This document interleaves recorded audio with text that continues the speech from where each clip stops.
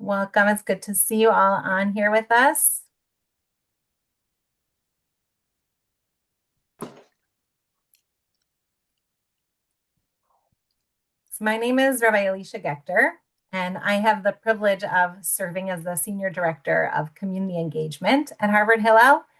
And as part of my purview, I work with alumni to build community and continue the connections and the learning that you first nurtured on campus, but that serve you well beyond your formative years. I'm really glad to see so many of you here tonight as we relaunch this wide-reaching way of being together in service of those very goals. And of course, that includes friends of Hillel as well, who are with us tonight. There are more than 300 of you who wanted to join us from different places, different chapters of life, but all still connected in some way to Harvard and to Jewish life. And that in and of itself, before we even get to any of our content, feels really meaningful. At Hillel, we spend a lot of time thinking about what it means to actually build community, not just in moments of ease, but across difference. And tonight's conversation is going to get to the heart of that question. We're part of a people that has somehow managed to hold together across time. And how exactly does Jewish identity remain not only intact, but thoughtful, ethical, and alive in a world that is increasingly polarized? Part of what makes tonight special is the mix of voices. We're going to hear from leaders who've shaped public life at the highest levels, alongside a current student who's living these questions in real time on campus. And that combination of experience and urgency is something that we think matters. In many ways, that's what Hillel is trying to cultivate each day, a space where Jewish ideas are lived, where they invite serious thinking and personal reflection, and where people who come from varied perspectives see themselves as part of something that is shared. There's a line from Pirkei Avot, Ethics of Our Ancestors, which is a foundational collection of rabbinic wisdom about principles and community, that feels especially resonant to me tonight. And in Hebrew, it is Kol Yisrael Arevim Zeh Bazeh. All of Israel is responsible for one another. All the Jewish people are responsible for one another. Not that we're all the same, but that we're all bound up with one another. And that sense from that line of shared responsibility is part of what we're exploring here. Whether you're joining us tonight from whatever location you're in, I hope that this is a space not just to listen, but to feel part of an ongoing conversation, one that stretches across generations and across the many ways of being connected to Jewish life. We're really grateful that you're here, and we're excited to learn together. And I'm excited to see you back at the future installments of these series, which will be announced very soon. With that, I'm going to turn it over to Jason Furman, professor of the practice of economic policy at Harvard and the former chair of the Council of Economic Advisors, and most importantly, a member of our Hillel Faculty Advisory Committee, to frame and facilitate our program tonight. He's going to be asking questions of our panelists before we get to audience questions. Thank you so much, Jason. Your leadership and your perspective on public life make you such a fitting voice to help us with this conversation tonight. Great. Well, Elisha, thank you so much for organizing this amazing Zoom evening. I have absolutely no business being here. I'm a graduate of Harvard College. I also have my PhD from Harvard, and in that roughly 10 years of schooling, I'm not sure I set foot in Hillel more than twice. But somehow I ended up here with all of you tonight, and we'll tell you a little bit about that. When I returned to campus on the faculty in 2017, I think the first time I came to Hillel, there was some invite your professor to dinner. A student invited me. I thought they were a very serious, observant student, and they told me they'd been to Hillel about as many times as I had, and they just wanted an excuse to ask me to dinner. I probably would have gone to Annenberg, but you know, you do what you get. Then October 7th happened, and I co-teach Ec 10 which means pretty much half of the students in Harvard College are in my class, and probably about half, maybe even more than half of the Jewish students in Harvard College are in my class. And the next day, the Monday after, I put out a statement on X. It was probably the first time I've ever done a statement outside of my lane being economics and occasionally the Red Sox. And a couple students came to me and just started talking about their experiences. And I realized that I had a role to play on campus that wasn't just teaching economics, which is the main thing I know how to do, but something resembling a pastoral role that I didn't really have any experience with, didn't really know how to play, but tried to do a bit. The next weekend, we had all the Israeli students over to our house for bagels.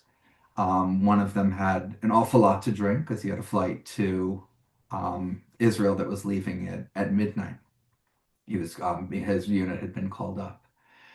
And over the next months, I would say most of my conversations with our Jewish students were about their experiences on campus at a very, very difficult time. In some ways, a turning point was Purim in 2024 when Hillel organized a debate on latkes versus hamantashen. I took the only correct side of that debate, which was hamantashen. Um, and we spent an hour, David Laibson and I, the person I teach economics with, debating this very weighty question. And, I've never had sort of more fun and more joy for an entire hour, packed in Hillel, over 100 people were, I don't think, thinking about all the difficulties on campus, weren't thinking about all the difficulties in the world, but we're thinking about this incredibly rich vein of history, humor that we were all drawing on. And since that, the community's been a really important part of my life on campus, not in a particularly religiously observant way, but in the traditions that I grew up with in my family and our way of practicing Judaism. And that's what I think brings me here tonight. And that's pretty much all I have to say because I'm especially thrilled that I'm going to be in conversation with two people that I've known for decades. Jack Lew, I first met in the Clinton administration when he was OMB director. We worked together when he was Treasury Secretary, Chief of Staff. Subsequently, he was ambassador to Israel.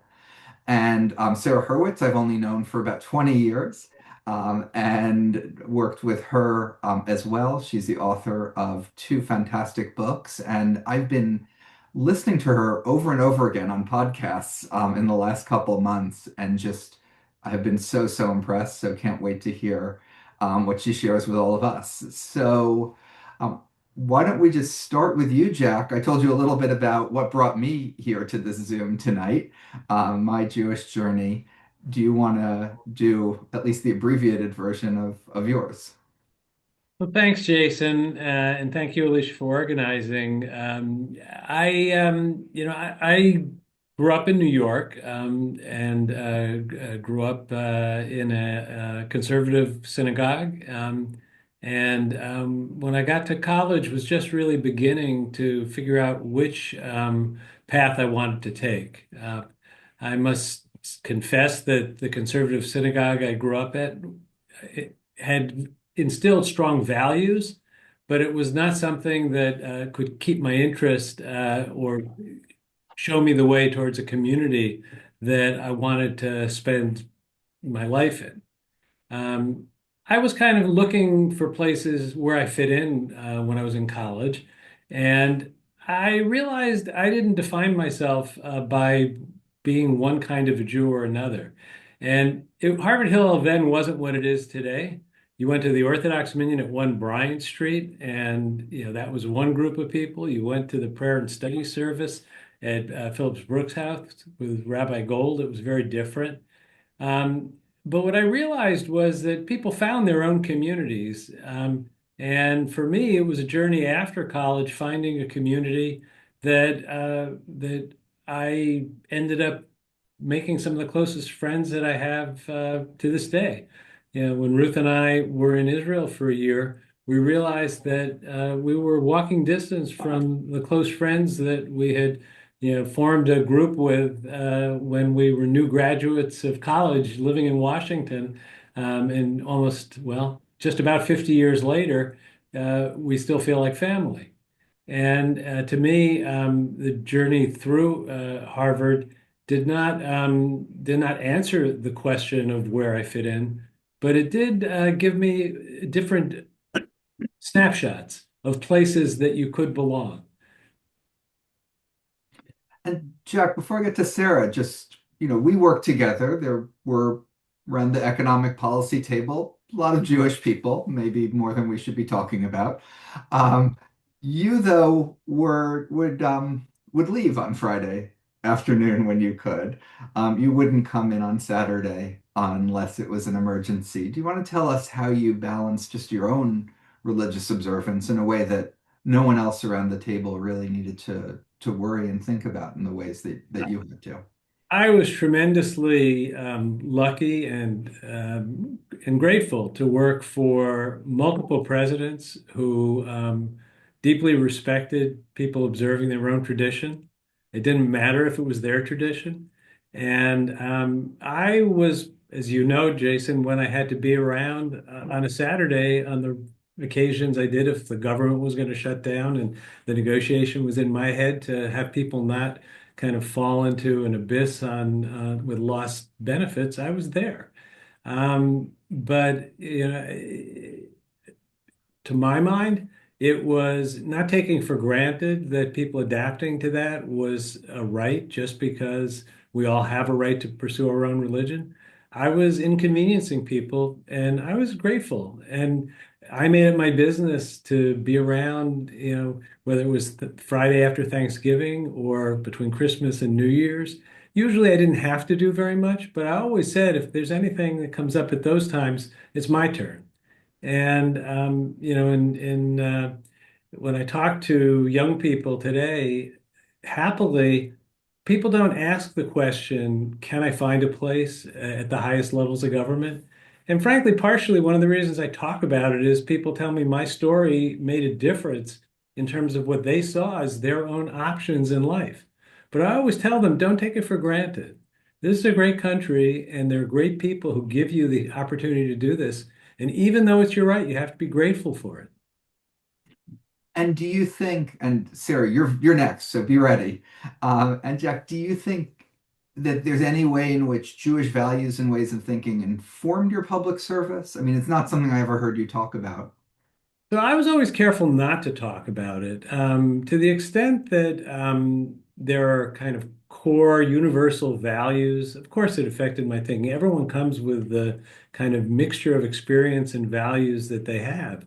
And, when I worked on immigration policy, I knew the Jewish reasons to believe in treating strangers in a decent way. I didn't have to ever refer to it. What I couldn't understand was how other people whose parents or grandparents came here as immigrants didn't understand the same thing without having a biblical citation why they should. I only once raised it in anywhere near a personal way, not when I was in the White House, but when I was in the Congress in 1986 and we were working on immigration reform. And frankly, it was a hard vote for a lot of Democrats because organized labor was against the bill. I remember going up to a member from New York who I knew very well, and I said, how can you vote against this? It's not our values. And where did your grandfather come from? And that was the only time I worked on immigration over 30 years, many, many times. That was the only time there was a direct reference. Look, on questions related to issues regarding Israel, I never had to explain to an elected official, whether it was the Speaker of the House or a president, why Israel had a right to exist as a Jewish state and why it had a right to defend itself. But equally, when I met with Israeli officials, I would make very clear to them, we have to make decisions in America's interest, and we have to understand how supporting Israel is in America's interest on a case-by-case basis, not just because you tell us it is. Yeah, and I have to say I have a hard time thinking about immigration without thinking about my own family's story and where they came from and what America meant to them and what I hope And look, our families contributed to America. I mean, I'll end it with just a little anecdote. You know, President Obama one year gave me a special gift on my birthday. And what it was actually a copper ornament from the Great Hall at Ellis Island. Because when they renovated Ellis Island, they had some things that didn't fit, I guess. And he gave it to me because he understood that it was a point of intersection between our lives and a definitional issue for both of us that our fathers weren't born in this country and how grateful we were to be where we were. So thank you. So Sarah, when I first knew you, I don't remember you leaving early on Fridays for Shabbat. Nope. I remember you answering phone calls on Saturdays. What's happened to you? Well, it's funny. I grew up maybe like some people on this Zoom where, Judaism for me was 4 holidays and 5 universal values that anyone who's not a sociopath would agree with. Don't lie, cheat, steal, kill, help the poor. And I didn't find it particularly compelling. So I walked away from it after becoming a bat mitzvah. And I, through a random set of circumstances, just randomly wound up taking an intro to Judaism class in my mid 30s at my local JCC. And I have to tell you, I was blown away. Here was 4,000 years of wisdom about what it means to be human, about how to be a good person and lead a worthy life and find deep spiritual connection. That was not that God was a man in the sky who controlled everything. It's actually not a Jewish conception. And I just thought, like, where has this been all my life? So I took another intro class, which my friends found hilarious. I read hundreds of books. I studied with rabbis, and I just decided that I wanted to share what I'd learned, with other Jews like me who didn't have that kind of background. So that led me to my first book. And it's funny thinking about how this played out in the White House. This was all happening during the last few years of the Obama administration. And I forgot to tell you, Hillel. I went to Hillel once, grand total of once during 4 years of law school, during 4 years of college and 3 years of law school. I went once at the beginning of my freshman year, and I was so horrified. I thought, like, these people are so Jewy. I don't fit in. They all know each other. It was a Shabbat dinner, and they're like washing their hands without soap, which I was like, do we not believe in the germ theory of disease? Like, I just was like, never again. And this was, again, Hillel was very different back then. It is, very different place today. But, so here I am in my mid 30s, kind of returning to this tradition. And, I was amazed at how thrilled my colleagues were for me. They just couldn't have been more excited. I experimented at one point with having a somewhat serious Shabbat practice. And I emailed my colleagues and said, look, I'm going to be off of email for 25 hours from Friday night to Saturday night. But if there's something urgent, you can call me. I'll leave my phone on. That is literally like if you're saying you're not going to answer email in the White House is like saying you're not going to wear clothes in the office. It's just so socially bizarre. But they could not have been more supportive. They could not have been more excited for me. I remember one December when I was planning to go to a week-long silent Jewish meditation retreat. I ran into Dennis McDonough, the chief of staff, and he asked me my plans for the December break. And I just thought, Dennis is he is a hardcore guy, serious, devout Catholic. I just thought, I cannot tell him this. It is way too weird. But I didn't want to lie. So I told him, and he just said to me, hey, I'm so proud of you. What an extraordinary thing to do, like, with this time. Like, I want to hear all about it when you're back. I'm just really proud that you're doing that. So I just, I don't know, I felt a lot of support in the Obama White House and just a lot of real, I don't know, I saw my colleagues' joy in my joy at exploring this tradition. And your first book is personal and tells a story along the lines of what you just told. Your new one is much more political, and you've become a big political voice in this debate. And sometimes it seems like maybe you're on a different side of it than some people that might have been your Confederates at some times, in the past on the left. Just to get a little bit political here, Yeah. tell us about that. Yeah. I mean, look, my second book is very much about Jewish identity and how it's been shaped by anti-Semitism.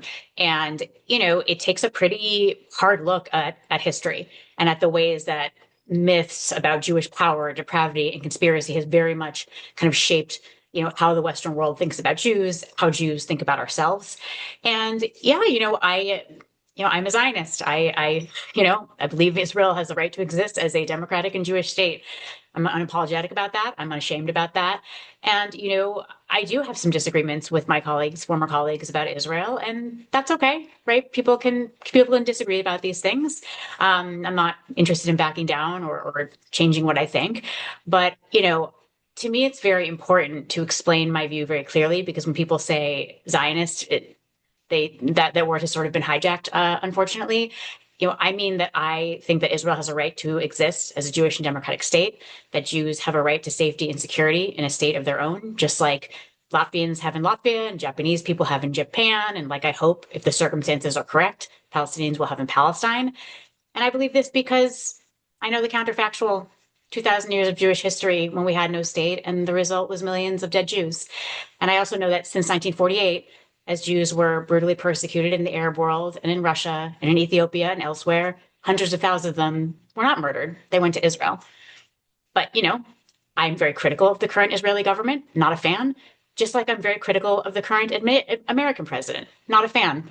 And but I'm a Zionist regardless of But do who you the think prime the United minister States is. should still exist, even if you don't like the current I leader? do. I actually do. I am a Zionist regardless of who the Israeli prime minister is, and I'm a proud, passionate, deep patriot. I mean, I love this country, and I love this country regardless of who the president is. I don't find any of this that hard to hold. I don't think it's actually that complicated. But this is a tough time. And and Jack, I want to bring you in on exactly this, but one more question for you, Sarah. Yeah. You do a lot of talking on campuses. You've been to, how many Hillels have you been to in the last? More than 30 at this point. I think it's 31 or 32. And so you're talking to a lot of young people. There's a strong age gradient on views on these issues. Yeah. Wondering how you experience that. Also, what type of people come? Are they the converted people you can Yeah. convert, people who are unsure how to Yeah. reach people? I generally find that the students are sometimes confused because their only anti-Semitism education is Holocaust education. So they really understand Nazi racial anti-Semitism, and they struggle to recognize what is prevalent on campus today, which is a combination of Soviet anti-Zionism and Islamist anti-Semitism. So I have to engage in this kind of humiliating analogy game where, they'll say, "Oh, it's actually fine to be Jewish on campus. I can wear my Jewish star, but I just." So it's actually not that bad. And I'll say, oh, that's great. I'm going to wear my Israel t-shirt on your campus. And they're like, oh, no, no, no, you can't do that. Like, that's interesting. If a Black student told you things were fine for Black students on campus, but they can't wear their Black Lives Matter t-shirt, what would you call that? They're like, well, that's racist. I'm like, uh-huh. And if a queer student said that things were okay for queer students, but they can't wear their pride flag t-shirt or their pro-gay marriage t-shirt, what would you call that? They're like, right, that's homophobia. I'm like, okay, so, and they're like, well, it's not the Jews, it's the Zionists, blah, blah, blah. I'm like, okay, you know, if your classmates were upset, wanted to critique the Chinese government for its policies, and the way they did that was by going to every single Chinese American student on campus and telling them, you have to reject China entirely. If you say a single nice thing about Chinese history, language, culture, if you study abroad there, if you visit friends and family there, you're dead to us because we have a no China lovers allowed policy in our clubs. And we're going to hold a big rally where we scream, we don't want no China lovers here and Chinese people equal Nazis. Do you think that that's actually a legitimate critique of the Chinese government? And they're like, well, no, that's pretty racist. I'm like, I think you have your answer. So I try to just kind of help them break out of the very narrow understanding of anti-Semitism as Nazi racial anti-Semitism and kind of see it a little bit more clearly. Jack, I'm interested in your perception about, how attitudes are changing on Israel, what we can do, and on Jews in America, what we can do to bring those back, and just where you've run into differences, the role that you've played in government, what it's meant to, your community when you've come back, and how you've navigated those differences.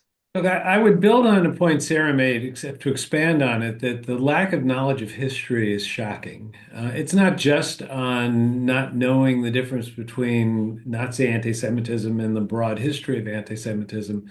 People say things and they don't know the meaning of it. So I don't know how many young people who say from the river to the sea understood when they said it that it meant no Israel. And they got pulled into something because of sympathy with people that they saw suffering, and they started chanting things they didn't understand, and it spiraled.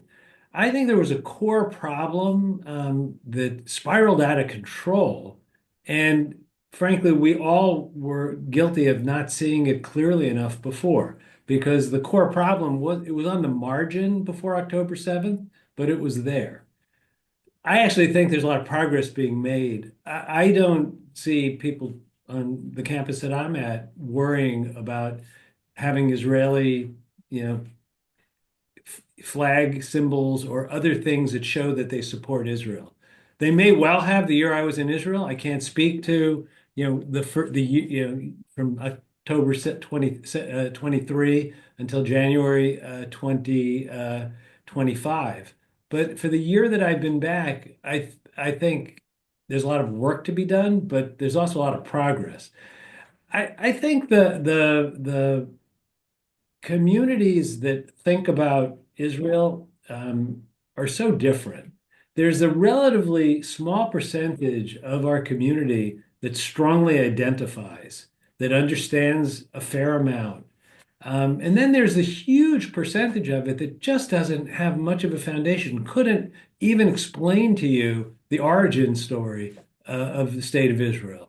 And when they hear an origin story that is different than the one that I grew up on, the one that I believe is accurate, and they don't have an alternative, that's a failure of our own to teach children and bring up a next generation to understand why Israel is important. It's a challenge when you have a long-standing government in Israel that has done a lot of things that many of us have a hard time defending. And I had a hard time defending it in governmental meetings. I didn't try to defend things I didn't agree with. On the other hand, I never abandoned my belief that we needed to have a strong U.S.-Israel relationship.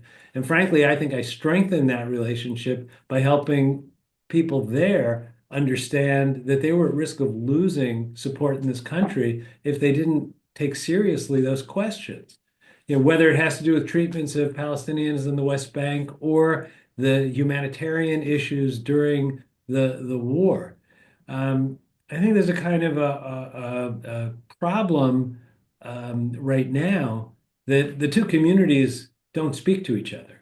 And frankly, the community that cares deeply about Israel is relatively small, and the community that's uncomfortable defending Israel is quite large. And I think that's a real point of concern going into the future. Now, not everyone in the country was supportive of what the Biden administration, which you were working for as ambassador, no one ever agrees with 100% of what any Pretty administration sure that I does. managed to get both sides to be upset with me. Right, right. So I wanted to hear a little bit about That about too. the other So don't side worry. being upset with you and how you've handled that. So look, I had the virtue of working for a president whose position was unambiguous, and I didn't have to wonder in the end where he was going to be. Um, I think candidly that was taken for granted by the government that I was working with, from the outside as an ambassador. I think in a sense, knowing how strongly Joe Biden believed in Israel, it took away some of his leverage to have an impact on things that he thought should be different. And I don't think it was because he didn't try. I know it wasn't because he didn't try. Um, and we did an awful lot of things that I think made a huge difference. I'm going to try to say this carefully because it's been misheard when I've said it in different places. On the issue of humanitarian assistance, we shouldn't have had to work as hard as we did to make sure that 2 million people survived. But we worked as hard as we had to make sure that 2 million people survived. And that's a huge impact. So when I hear from people that you just abandon the problems of Palestinians in Gaza, We did not. We worked 24 hours a day to say you have to fight a war to defend your country and you have an obligation to feed people, and we're going to do what we can to help with that. When it came to fighting the war in America, there was a lot of criticism of providing the means for Israel to defend itself. We did a huge amount to make sure that Israel could prevail in its military effort. And I personally had to advocate over quite a lot of opposition maintaining that military assistance. It wasn't that we didn't raise issues of how some of the weapons should be used, which I think is totally appropriate. We do it with every country that we have military relationships with. So, Sarah, we're in a tough situation right now in all these debates in our country. We're even seeing some of that in the chat. Um, you said there's 4,000 years of wisdom, and it's not just the simple things that everyone knows. Is there something from all of that that you would draw on and help guide us through what we're all thinking and talking about right now? Yeah, so I think, something that I really appreciate about Jewish tradition is that it's always very much both shaped and challenged Western thought. Judaism from its earliest founding was a polemic against the dominant societies around it. When Jews came into the world and, promoted monotheism, wasn't very popular.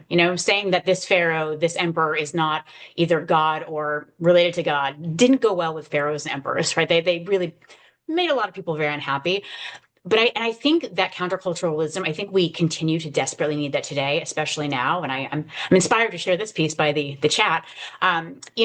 So often our modern discourse, especially on social media, it involves person A screaming their one extreme truth from the hills and declaring that everyone else is on the wrong side of history, bad, wrong, evil. And then person B screams their one extreme truth from the hills and declares everyone on the other side is bad, wrong, evil. And they kind of scream at each other and call each other names.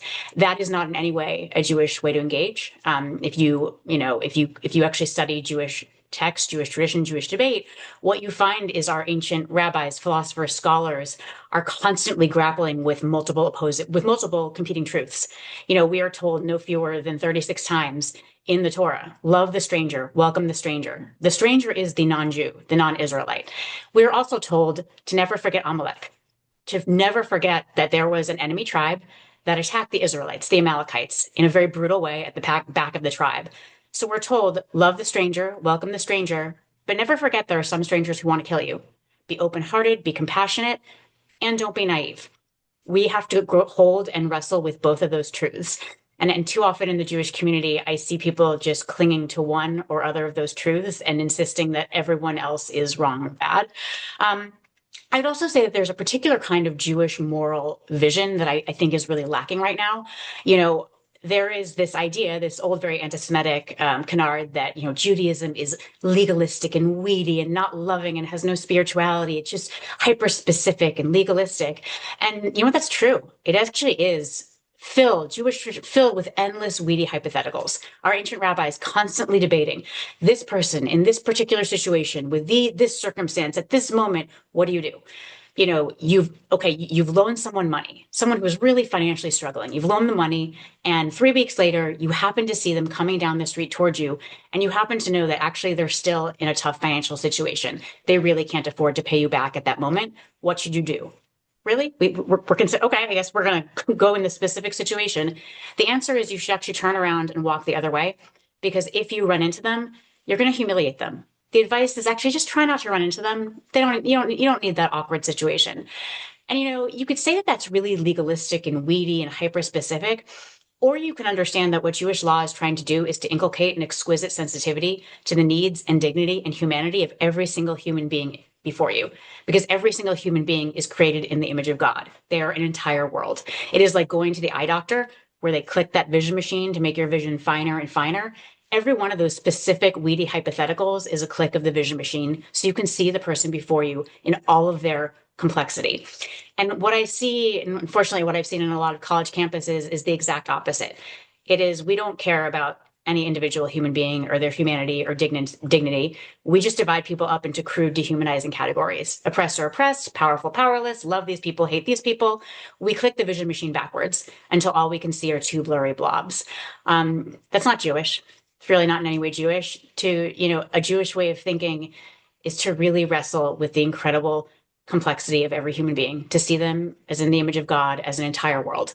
And so I think that those are two countercultural ideas that very much fly in the face of a lot of thinking that I think we see today. And I want to sort of, as our last thing before we hear from Elana and then open it up to questions.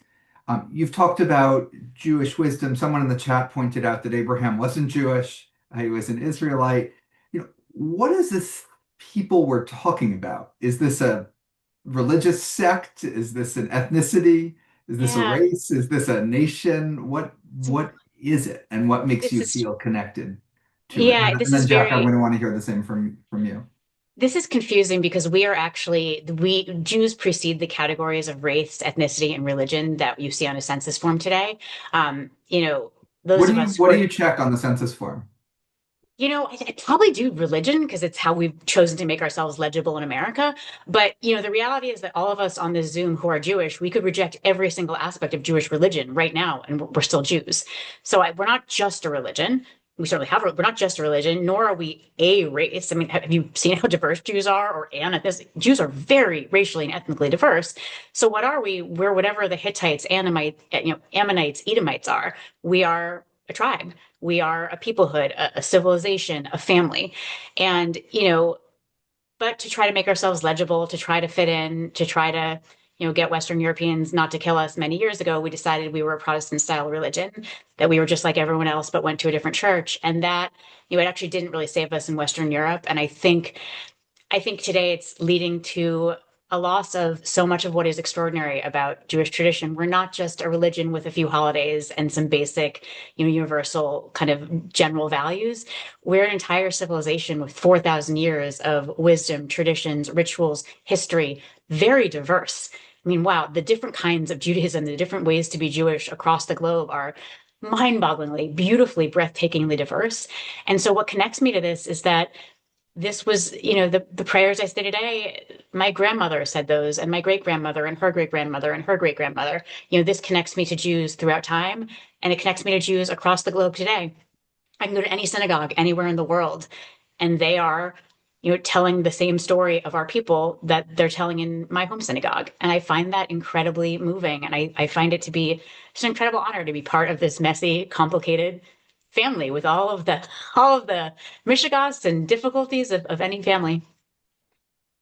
It's interesting. I read a story after the arson, the horrible arson of the Beth Israel congregation in Jackson, Mississippi.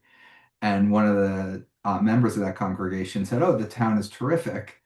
You ask somebody meets you, they're like, 'Oh, you in the Methodist church? Are you in the Baptist church?' It's like, 'Oh, no, I'm in the Beth Israel church.'" Yeah.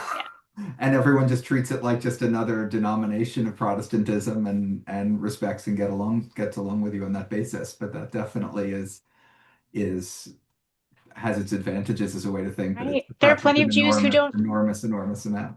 right. There are plenty of Jews who don't do anything religious. They're just as much Jews as anyone else, right? That's not the litmus test here. And Jack, I want to hear your perspective on it. And I think it is important that in the Torah, it's not called the Jewish religion; it's called Am Yisrael, the people of Israel, and the children of Israel.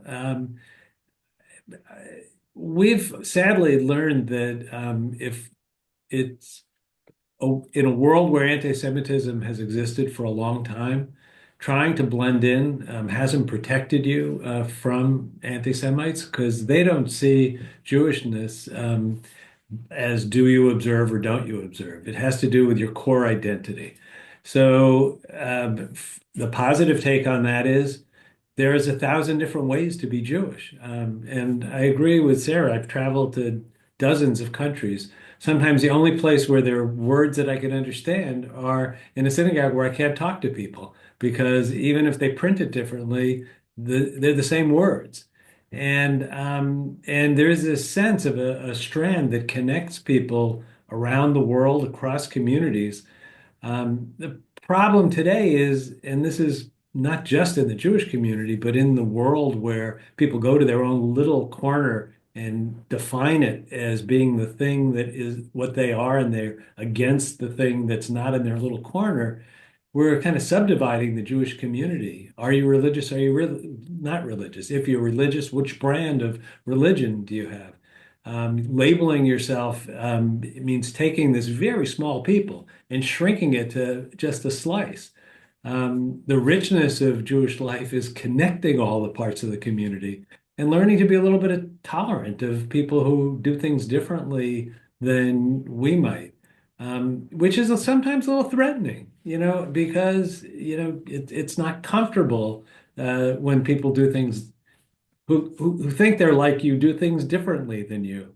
But learning how to be comfortable with things that aren't what you do is going to be necessary for our people to stay together and not impose one brand of being Jewish on others.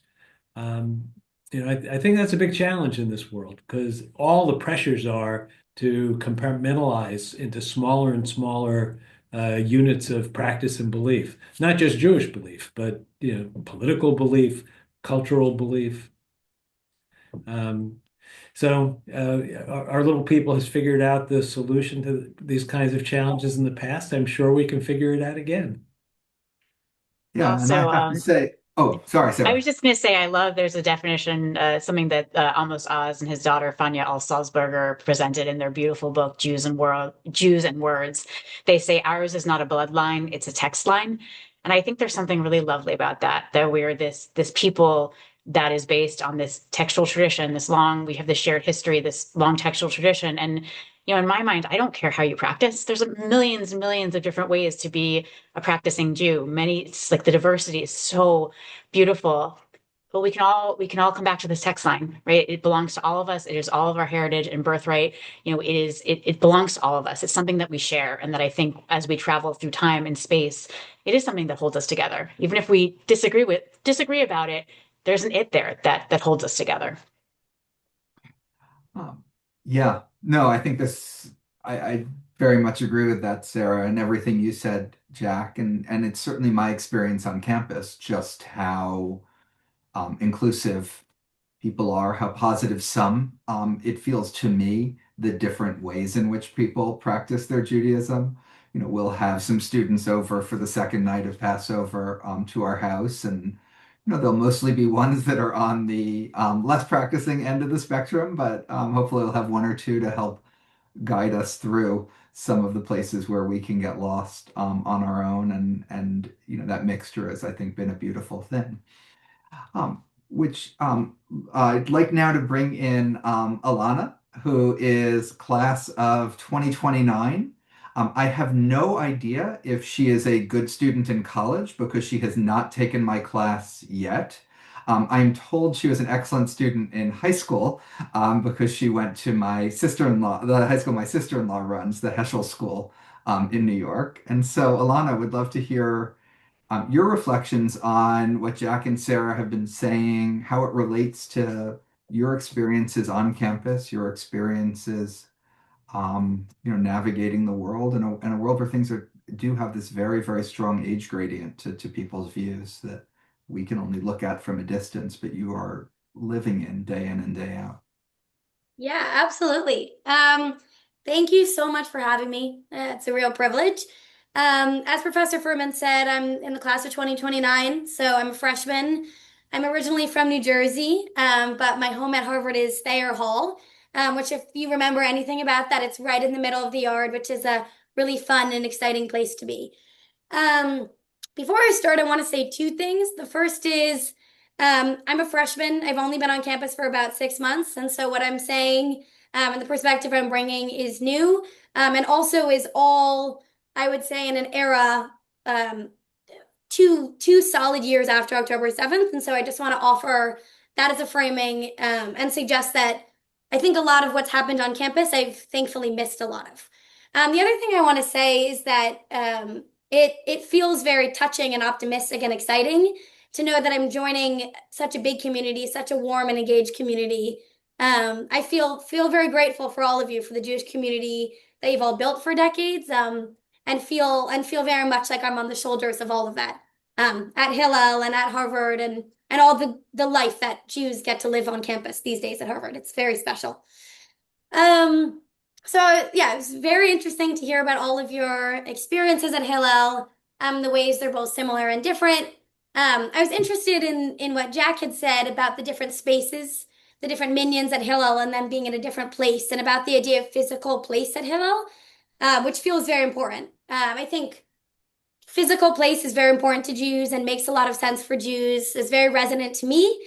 And the idea of Hillel as a place where everyone is together. I don't know how many of you have been in the new Hillel building. It's beautiful. You should come see.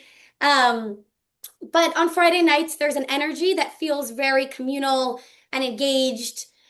People from all different kinds of religious practices. I pray in the, you probably know it as the student conservative minion. It's not now called the egalitarian minion. But I pray at the conservative minion and then see my friends from the Orthodox minion and the Reform minion. And that communal experience has been a real blessing and a real privilege to enjoy in my life, and to go down to dinner together. And I think sounds like very different.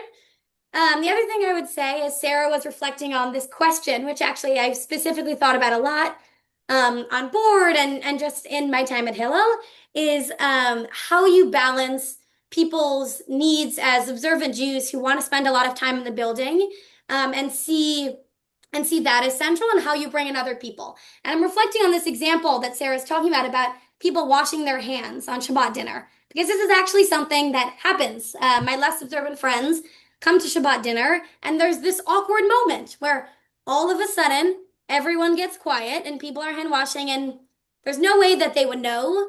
Not even all the time they're Jewish, which is part of the beauty of Hillel, is that lots of non-Jewish kids are there. And there's this moment, and I think about this tension a lot. And I would say it's still very alive, and we talk about it all the time on board, and I think about it a lot as an observant Jew on campus, and as someone with friends of all kinds of Jewish and non-Jewish backgrounds, of how do we prioritize that? How do we think about what Hillel is? How do we think about what Jewish spaces are? Are they really for the kids who want to come every day and who deeply need a Jewish community? Or are they about outreach for the widest possible people? And I would offer that that's something I'm thinking about. I also think that this is a really interesting moment in very honestly obvious ways, to be a Jewish college student, to be a Jewish student at Harvard specifically, maybe. And it's a chance, really, in the way that I've perceived it and the way that I think a lot of people think about it, of sort of like a restart. Like, okay, there was this whole Jewish life that I obviously don't know much about. And then there's this big cataclysmic event, which is October 7th, and everything that happens afterwards, and all of the chaos and commotion and politicizing of our identities in ways that are deeply painful and deeply problematic. And now we're in a moment where there's a new year, and really, it's not the center of life on campus. Israel actually, from my experience, isn't talked about all that much. And to the extent that people want to come to Hillel, it's not really about Israel. It's about bagel brunch, and it's about services, and it's about the Laka Hamantashen debate that Professor Furman talked about. And that's been interesting to think about. How do we rethink our Jewish identities? How do I introduce myself to people and say, I'm on the Hillel board? How do I think about that? And that's a really interesting part of being in college. It's a really interesting part of college in general, I would say, in a lot of different ways, is moving past the smallness of your childhood, of moving past the smallness of Jewish day school and Jewish summer camp, which are incredibly rich and incredibly meaningful, and thinking about what it means to be in a community and to present myself to people as the Jewish friend, as the person on Hillel board. And I've taken a lot of pride in that. And it's really been, I think, one of the more meaningful aspects of my life, and something that I would say my Jewish education has shaped me for, in a lot of ways. Another thing I was thinking about in connection with this call is like, why do college students want to go to Hillel? Why do college students want to do Jewish things?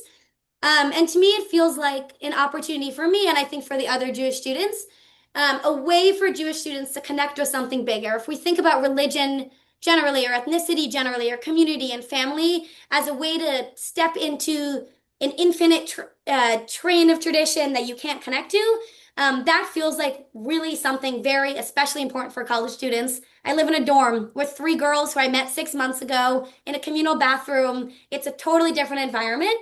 And Judaism gives that to people. It gives my Jewish classmates and people with religious of all kinds of religious backgrounds a chance at something deep and meaningful and rich, and that's hard to access in college. And Hillel has been a place of that for me and for a lot of other people as I navigate building a life beyond my family, beyond the closeness of communal tradition. And that's been really important.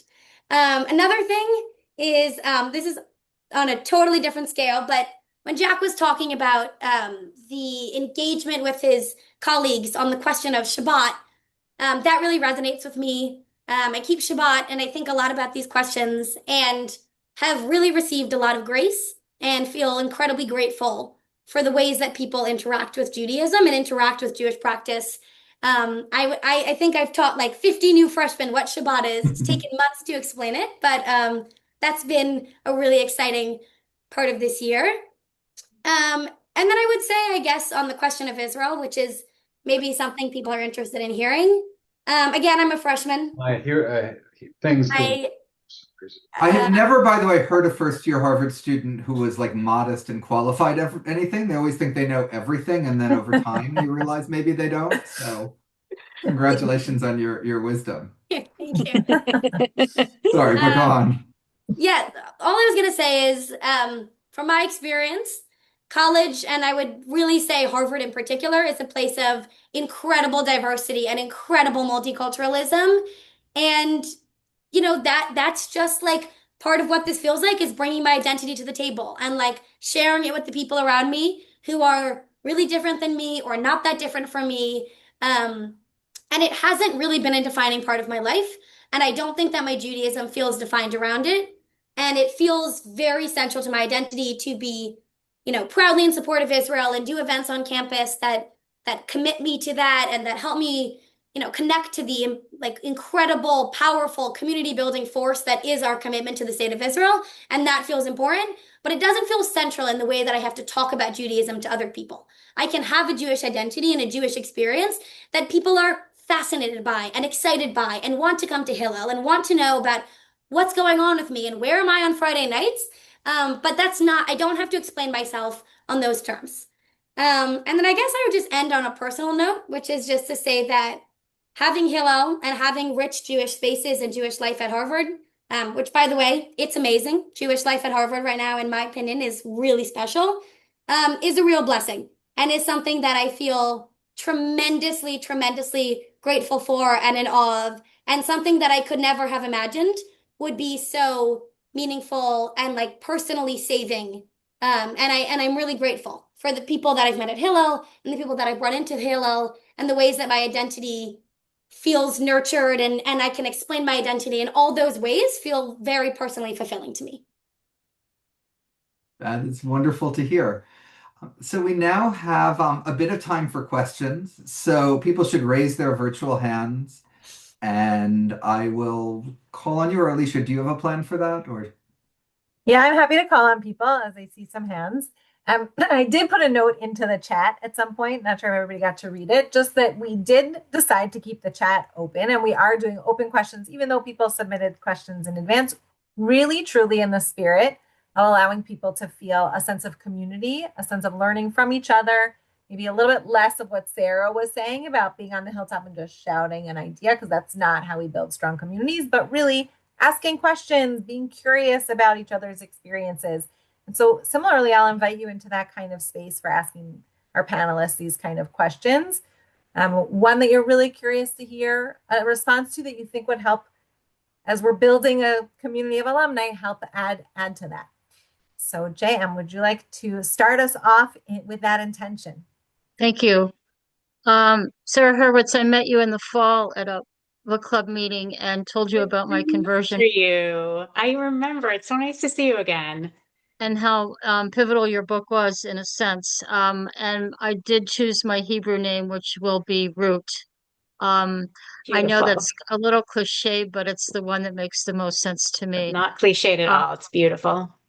So the Hillel at UMass Amherst, I live in Western Massachusetts, and I've been supporting them a lot. Um, they come under fire. It's really frustrating when um, Jewish community members on the far left um, are criticizing, oh, Hillel will only accept students if they're all on board about Israel, and Hillel's just as diverse as Elana. You're brilliant, by the way, and you might not think that yet, but you are, and the way you described it. And so I'm wondering how we can. So I wrote an op-ed column about it, about how destructive that is, because Hillel students are under attack all around the country, and it's really irresponsible to make them feel more vulnerable. But do you have any words of wisdom in how I would better explain, or Elana, you might know as well, the diversity of Hillel when people are asking me about it? I can just tell you from having visited more than 30 Hillels, there's no litmus test at the door of a Hillel. Let me tell you, the staff members, the rabbis, there is such an effort to reach out to Jewish students and talk to them. And there is, look, if you want to take on the tactic of shaming and shunning students who don't toe some kind of litmus test, okay, you're radicalizing them, you're pushing them away. I really appreciate what Yossi Klein Halevi has said on this topic. He says, we don't ditch our children. We don't push away our children. These are young people. They're still learning. Their brains are developing. And I found Hillel to be a really welcoming, inclusive, very diverse space. The students I've met have had, a range of views and have been really thoughtful and mature. And I've been incredibly impressed by what Hillel is doing. So I think that, to the extent that you can emphasize that, I think that would be so tremendously helpful. And I really appreciate the work you're doing. And we're so lucky to have you joining the family. Mm-hmm. Thank you. That was a great way to get us started. I will also add in answer to your question, Dan, that so many people read about what's happening without talking to people on the ground. And that is often, I think, missing the mark.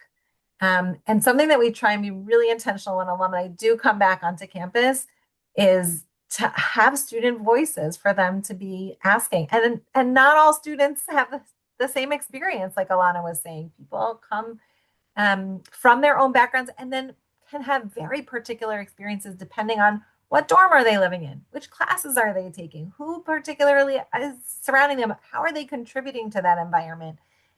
All of those things really make for differentiated experiences. And so the more that people who are interested in this topic really can dig into that personal experiences combined with data as well, is so important, rather than just taking sensationalized headlines as the full picture of what's going on. Leonard Lerman, we've gotten to connect on the phone. Would you like to ask a question here for our panel? Thank you. Yes, Sarah, I read your book as a Jew, and I admired it very much.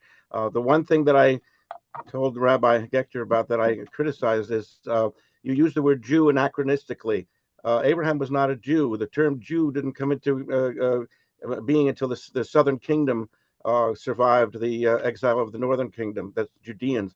I'll let you address that. But first, I just want to say, as the coordinator of the Jewish Affinity Group for the 2022 reunion of my class of 71, I want to know whether Harvard will continue to support Jewish affinity groups for our upcoming reunion in June. There's been some ambivalence about that. I know that when they were bargaining with the Trump administration, one of the things that they did was to stop sponsoring affinity groups for any religion or group. And I wonder if that has changed deleteriously in our direction.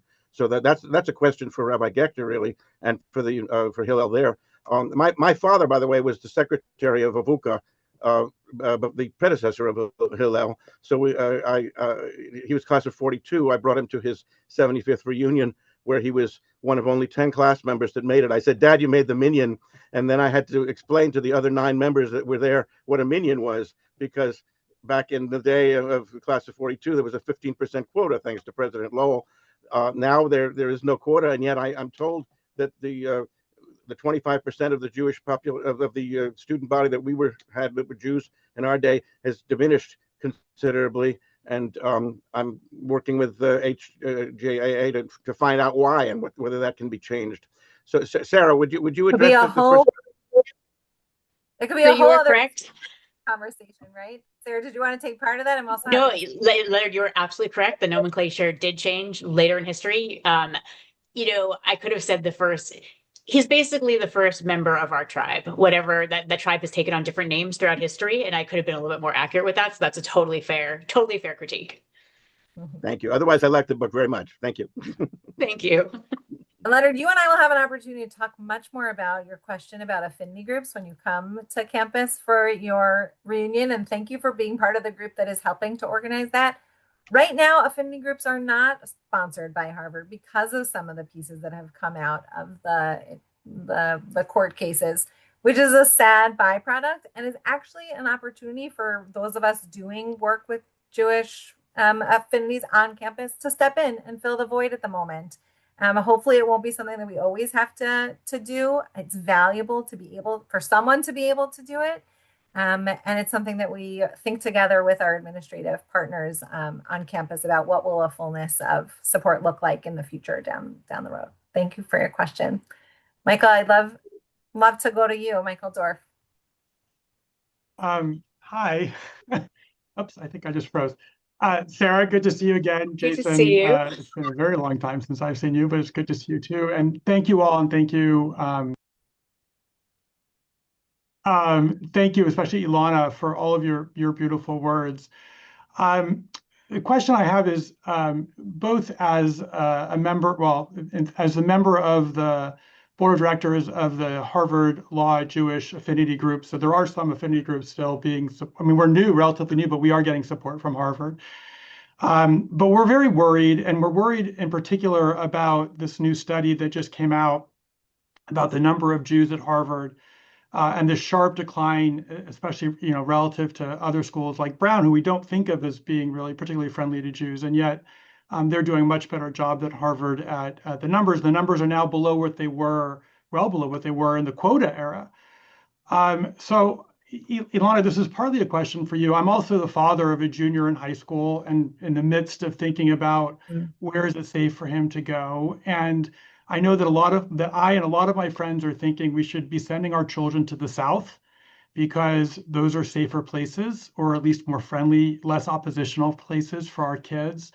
And it's so reassuring to hear your enthusiasm for Jewish life at Harvard. But I also had a niece who graduated who did live through the October 7th period and has a very different view of what Jewish life at Harvard was like. And I was wondering if you could comment a little bit about whether your optimism about that is shared. Do you feel like there is a paucity of Jews at Harvard? Do you feel like there just aren't very many of you? Especially coming from Heschel, where my good friend Ariel Dubler was your principal. So how does it feel to be on campus? Do you feel, I don't want to use the word safe because you're supposed to be challenged in college, but are you being challenged in the right way and not the wrong way? So it's a question mostly for you, Elana, but I do want to acknowledge, Sarah's books are phenomenal. You should all buy them. I have multiple copies of both of them. My daughter's read several copies. You should all be giving them away to your friends as gifts. That's what I did too. And Sarah was very kind and spoke to our group a little while ago. So just want to acknowledge that too. But thank you all very much. Thank you, Michael. I paid him well to say that, just to be honest. So I think the first thing I'd say is absolutely there are less Jewish students here than there were 10, 20 years ago. People talk about that on campus, and it's definitely true. I would say that my optimism is shared. It is a small community, but it is a pretty tight-knit community. In terms of the safety question, or maybe the too challenged question, I would say unequivocally in this moment, in this year, from my personal experience, I feel totally comfortable walking around and expressing myself and being the person I want to be. And also it feels really important to go to a school that I'm not only friends with Jews. And that's like a part of life. There's not as many Jews at Harvard as there are at other schools. And there are far fewer ways to stay inside of a Jewish bubble. There are random roommates, and there are clubs, and there are classes, and the community and the school is small enough that I really know a lot of different people. And I would say that that specifically and affirmatively feels really important to me. Harvard is a place with incredible people from all different kinds of places and from really all over the world and all backgrounds. That's really why I wanted to go to Harvard, is because there are all kinds of people here. Um, and that feels important. And at the same time, I think having the Jewish community is important. And yes, it's smaller, and there are other places to go that have a bigger Jewish life. But to me, it feels important to go to a college with all kinds of people and people from places I'll never meet outside of college, and I'll never have the opportunity to live with and learn with and study with, and all of the incredible opportunities. And that feels important and feels like a byproduct of the Jewish community we have on campus. And also, yeah, it's small, and I think that's valid and true. For the question, Elana, thank you for that answer. Joshua Barlev, would you like to ask us a question? Yeah. First, hello to Jack. Hello, We Jack. last saw each other 18 years ago, 16 years ago during the Obama administration, when we were getting the largest solar energy project in history through all the government permits. And it was the second time we worked together on large-scale solar energy, which is an American-Israeli invention. Here's my question. So it's really good to see you, Jack, and you're looking young as ever. I paid him to say that. So we were at Lewis, and we live in Portland, Oregon now, and we were at Lewis and Clark, and Deborah Lipstadt was speaking there only a week ago, and I asked a two-part question she answered the first question, the first part, which was she surprised about the spike in anti-Semitism on campuses starting 2 years ago, before Israel even responded? Was she surprised, and how does she explain it? What's the explanation for it? Is it Gen Z? Is it social media? I mean, and I'd love to hear some thoughts about that. She was never able to get to that, but she was really shocked when it happened, and that's coming from Deborah Lipstadt. So, thank you for letting me ask the question. So I work. Good to see you, Josh. I worked closely with Deborah while I was ambassador. In some ways, Deborah was the person I most relied on to ground truth what I was hearing that seemed some combination of reality and fear and exaggeration. And I found in the very difficult, year plus that we were working together, she was one of the more moderate voices in terms of the scope of anti-Semitism. Not that it was acceptable. It was bad. It was bigger than any of us would have imagined, but it wasn't as pervasive as it was felt in the community. And I think we have to be careful to police ourselves and not to ignore a real problem, but also not to magnify it. So by sending our kids only to schools that have some seal of approval that they're safe. I mean, I'm at Columbia on the faculty now. I would happily have my grandchildren go to school at Columbia.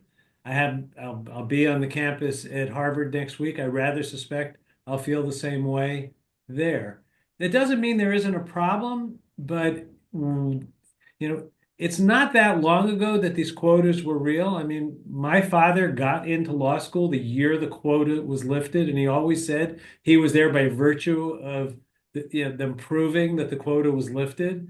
That maybe it was a little bit of false modesty, but it was a real sentiment.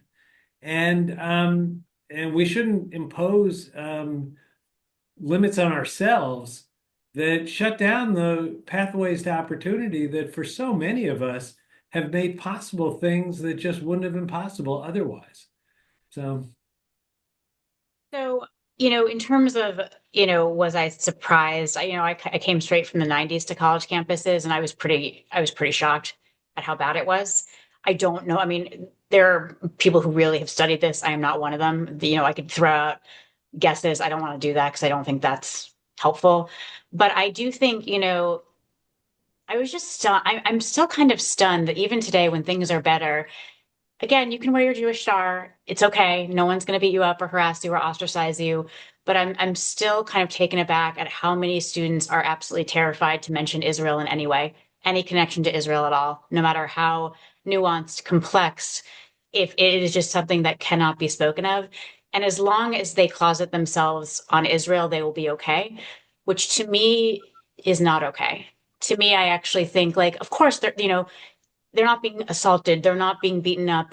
I understand that we could sort of say, oh, it's not that bad, but I'm still surprised about how that is just a toxic part of Jewish identity that cannot be spoken on many campuses still today. And campuses are quite diverse. So you've got to be so careful not to paint with a broad brush. And campuses are internally diverse, different departments, different clubs. Like it's really not a simple problem, but I don't think that's acceptable. And I'll tell you, I think there are campuses that have real problems, but have really vibrant Jewish communities. And I think the students I met on those campuses, I think Columbia is one of them, were very happy because they had this gorgeous, thriving Jewish community.